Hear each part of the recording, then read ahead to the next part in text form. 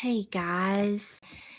I said that I would go live I actually said I think a few days, but here I am and wanted just to share a few things with you guys. Um Talked about just kind of going over a list after visiting with many widows, reading things from widows, widowers. We go through a lot. We're all in different places depending on what time we're going through that, what length of time our spouse has passed away. Um, we just go through different phases.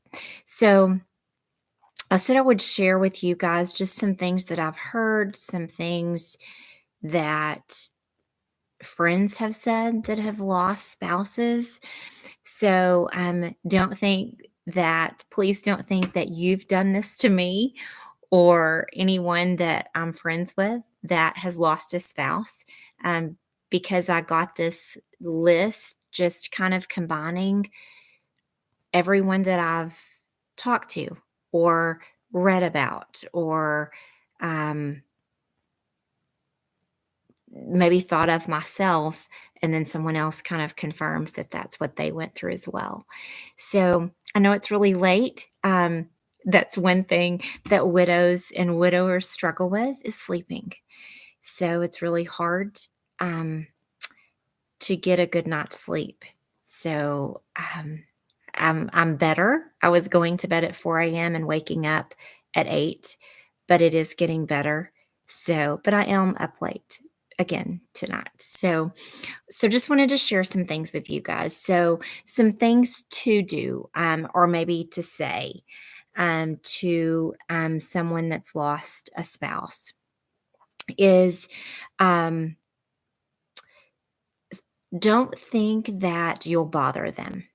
Many people will say, "Oh, I don't want to call because I knew that you probably had tons of people calling and coming over," and that's usually not the case, especially right after, because everyone thinks that. So, usually, right after a spouse passes away, that's not usually the case. And many times people kind of scatter in certain situations. So, depending on if people have a church family, if they just have a large immediate family, but sometimes they kind of scatter. So, go by and check on them.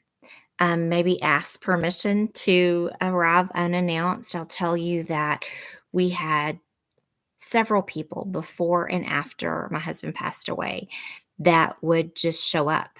And you would think that that would be really some maybe just inconvenient, but it wasn't. It was a blessing.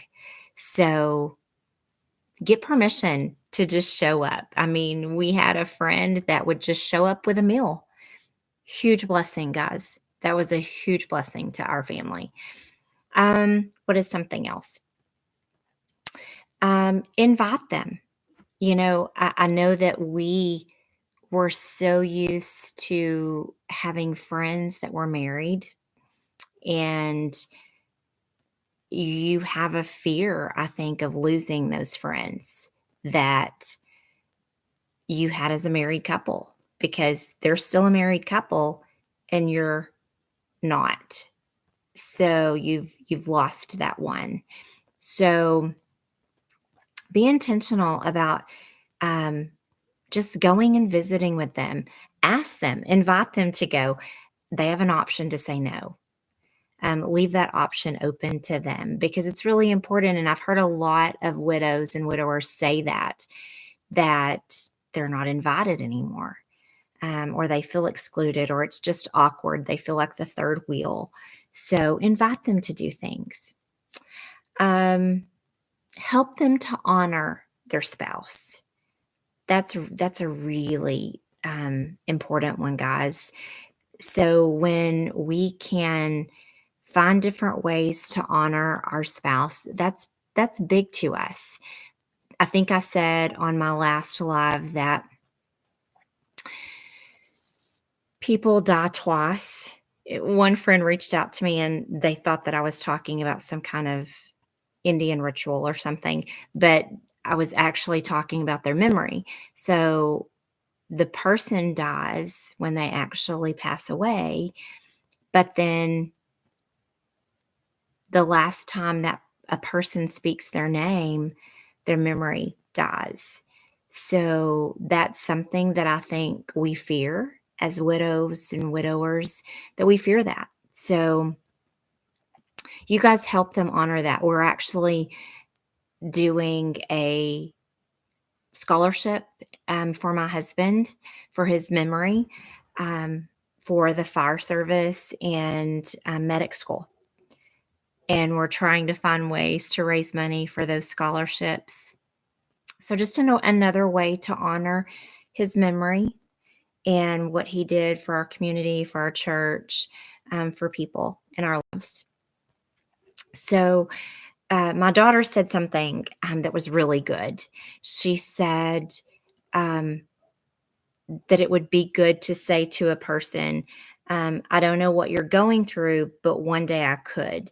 So I think I shared with you guys that our pastor's wife, they came over right after my husband had passed away, and we were just visiting, and they were visiting with the family, and she said, "One of us will go through this. We just don't know which one, and we don't know when." And that's really, I don't want to say it's helpful, but to know that it's going to happen to everybody. So that first time that someone experiences a spouse passing away, so it's either going to be either or.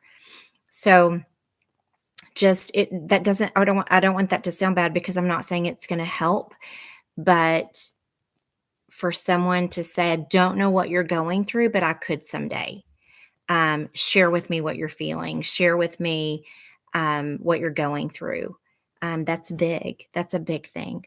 So now I'm going to share some, maybe what not to say or what not to do was kind of a big thing.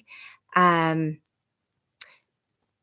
don't um, don't say they're in a better place, because we're thinking they're not in our place.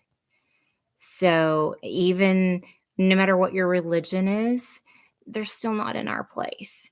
So be really careful just about what you say. I've told our kids, I'm not responsible for anything I say, don't say, do, don't do in the next 6 months, because we go through things where our emotions are all over the place, and I may be walking through Walmart and just start crying. It does help for me to work and keep myself busy.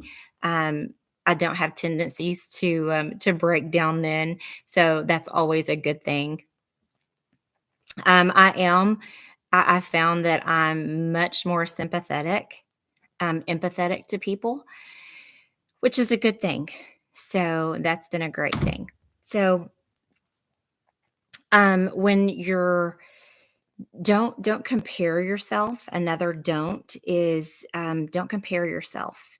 Don't say, "Oh, I know what you're going through. My mother passed away. My brother passed away. My um, cousin's aunt passed away. So I know what you're going through."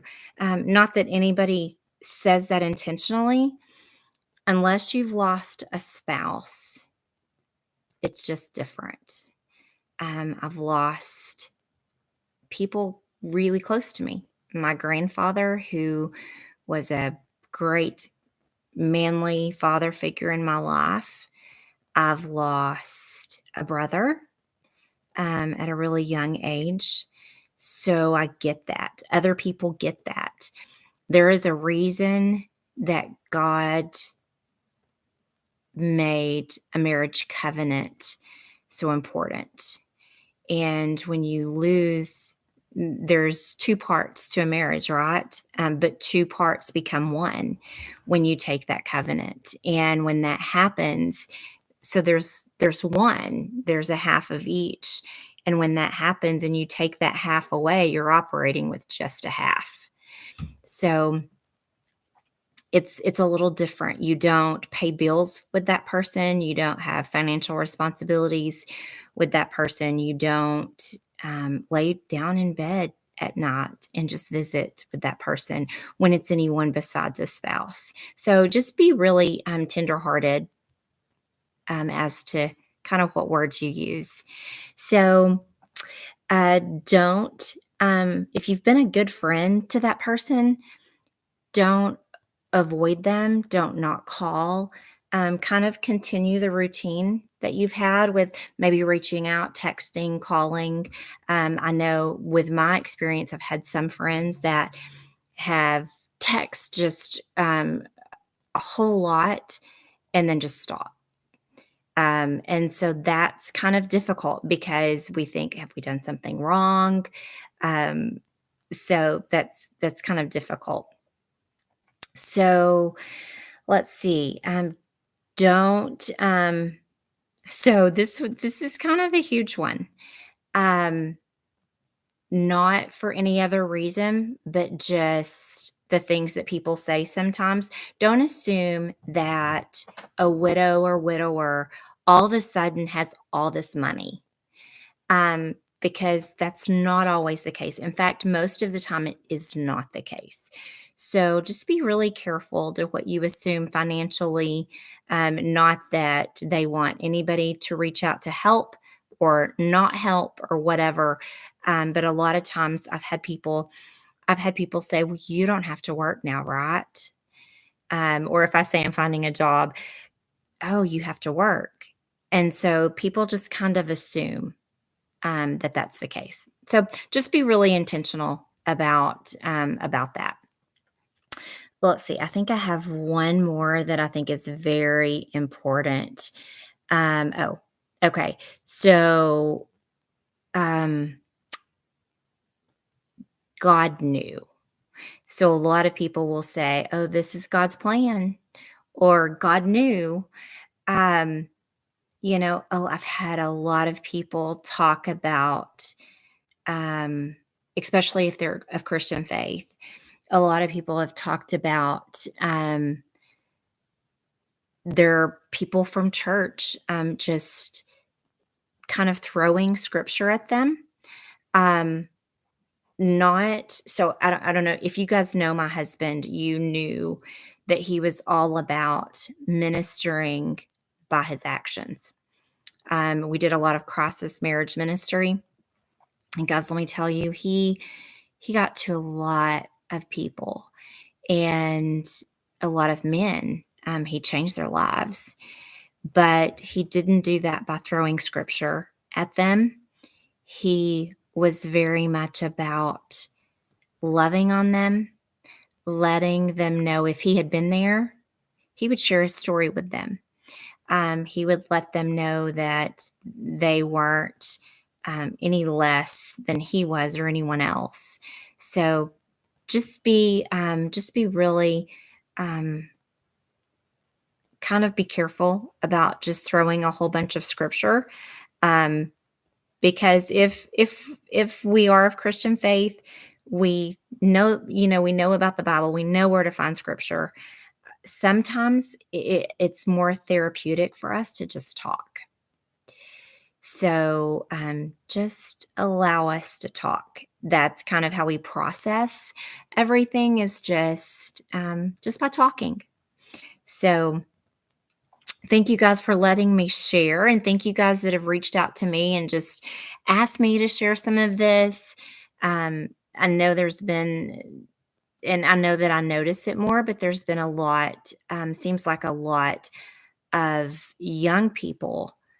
I say young, I'm 49, but younger people passing away with families, and just seems like untimely death. So, if you know somebody, I hope this helps you. I am going to talk about next week, I'll talk about something a little bit different. Um, but I hope this has helped you guys a little bit. And I may share a few more of these. I have quite a few more. So I hope this has helped you guys. All right. Y'all have a good weekend.